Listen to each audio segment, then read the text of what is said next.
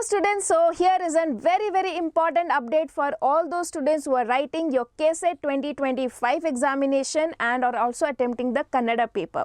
So this is a very important update. You can check here, just open the KEA portal and go to the admission sections. You can see here UGCT 2025 and the first notice that you can see that Kannada exam date has been changed. Okay, so all those students who are writing Kannada exam, this is very important update for you. So Kannada language test date has been changed because on the date was notified, it was scheduled to be conducted on 18th of April 2025, but what happened is on that day we have Good Friday and many students have requested to change the date. So finally the date has been changed to 15th of April 2025, and the important thing here is the other two exams, that is your physics and chemistry, maths and bio, has not been changed and it is on the scheduled day, that is on 16th and 17th of April.